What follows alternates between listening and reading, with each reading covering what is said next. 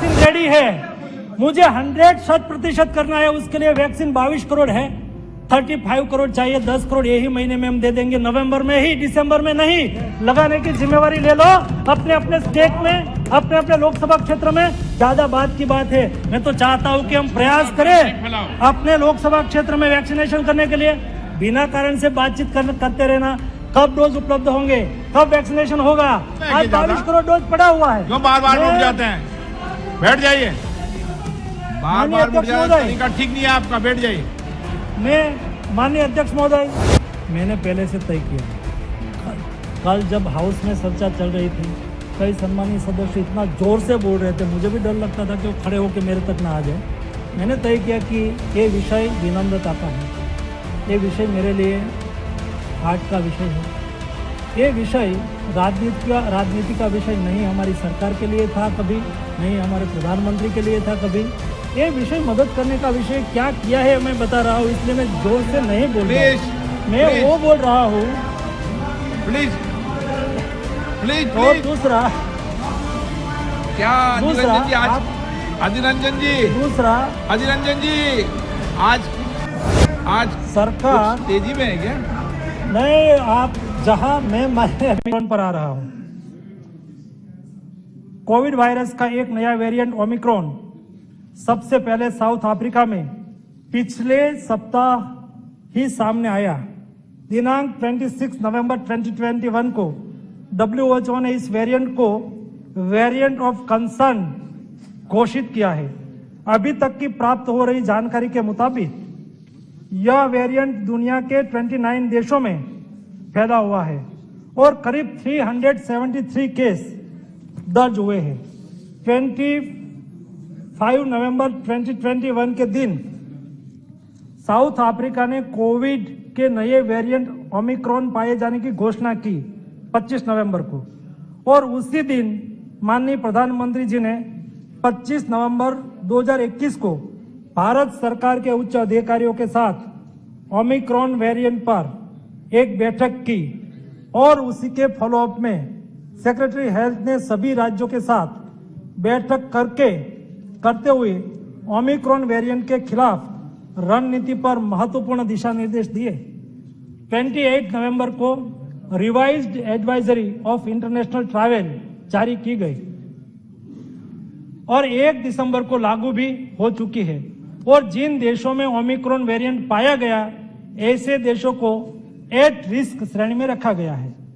इस दिशा निर्देश के तहत ऐसे एट रिस्क देशों से आने वाले सभी यात्रियों को उनके पास 72 घंटे अंदर की नेगेटिव RT-PCR रिपोर्ट होनी जरूरी कर दी गई है। साथ ही भारत में उतरने पर उन्हें पुनः RT-PCR टेस्ट करना होगा। नेगेटिव रिपोर्ट आने के बाद कंपलसरी 7 डे का होम क्वारंटाइन होना पड़ेगा। 8वें दिन नेगेटिव कोविड रिपोर्ट आने के बाद ही उन्हें होम क्वारंटाइन से बाहर जाने की अनुमति होगी। ये एडवाइजरी डिक्लेयर की है। इसी के साथ जो यात्री एट रिस्क कंट्री की श्रेणी में बाहर के देशों से आ रहे हैं, वैसे उनका 2% यात्रियों का RT-PCR एयरपोर्ट पर किया जाएगा और रैंडम किया जाएगा। एयरपोर्ट पर कोविड पॉजिटिव पाए जा रहे सभी सैंपल्स को जीनोमिक सर्वेलेंस के लिए भेजा जा रहा है। साथ ही में सिविल एविएशन मिनिस्ट्री को भी सूचित किया गया है कि सभी यात्रियों की ट्रैवल हिस्ट्री सेल्फ डिक्लेरेशन सुविधा पोर्टल पर कंपलसरी लिया जाए।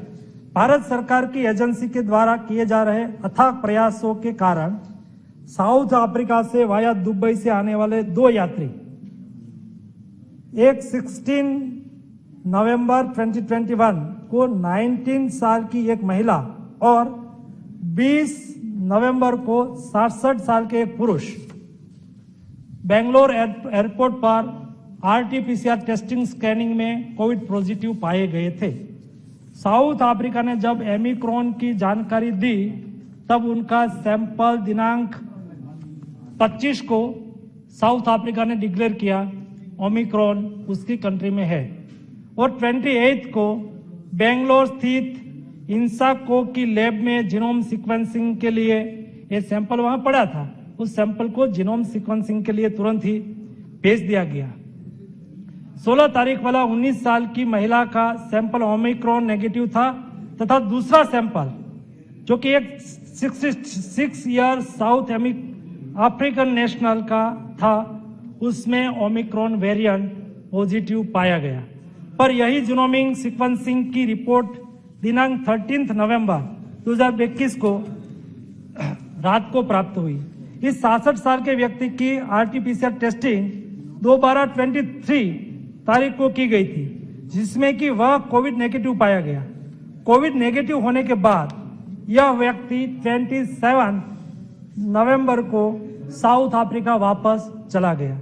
इस व्यक्ति ने कोविड सैंपल ओमिक्रॉन पॉजिटिव होने के तुरंत बाद ही इस साउथ अफ्रीकन नेशन के 12 प्राइमरी कॉन्ट्रैक्ट और 200 सेकेंडरी कॉन्ट्रैक्ट राज्य सरकार द्वारा आइडेंटिफाई किया गया और उन सभी को ट्रेस किया गया तथा उनकी टेस्टिंग भी की गई। वह सभी कोविड नेगेटिव पाया गया है। राज्य सरकार द्वारा उनके आइसोलेट करते हुए निगरानी में भी रखा गया है। वैसे ही बेंगलोर के एक 46 साल के पुरुष बेंगलोर के इंडियन नेशनल्स आरटीपीसीआर टेस्टिंग 22 नवंबर को की गई थी और जीनोम सीक्वेंसिंग के लिए तारीख 26 नवंबर को उसकी रिपोर्ट भेजी गई थी। उनका भी कोविड वेरिएंट ओमिक्रॉन पाया गया है। इस व्यक्ति के संपर्क में आए 3 परिवार के सदस्य और बाकी 160 लोगों की कोविड टेस्टिंग कराई गई है, जिसमें से 5 लोग कोविड पॉजिटिव पाए गए हैं। इन सबका जीनोम सीक्वेंसिंग अभी चल रही है। भारत सरकार द्वारा राज्य सरकार को सभी आवश्यक सावधानियां बरतने की सुझाव दिया गया है ताकि इस केस के द्वारा ओमिक्रॉन वेरिएंट का संक्रमण आगे ना बढ़े। एट रिस्क कंट्री से आ रही फ्लाइट की सभी यात्रियों की आरटीपीसीआर टेस्टिंग की जा रही है। अभी तक आई कुल 58 फ्लाइट से 16,000 से अधिक यात्रियों की आरटीपीसीआर टेस्टिंग की गई है, जिसमें से 18 यात्री आरटीपीसीआर टेस्टिंग में 18 यात्री आरटीपीसीआर टेस्ट में पॉजिटिव पाए गए हैं और इन सबका जीनोम सीक्वेंसिंग चल रहा है ताकि यह सुनिश्चित किया जाए कि इनमें से कितने का वेरिएंट ओमिक्रॉन है या नहीं। हेल्थ सिस्टम को इम्प्रूव करने और कोविड से लड़ने के लिए भारत सरकार ने राज्यों को 70,000 करोड़ रुपीस आज के दिन में उपलब्ध कराया है।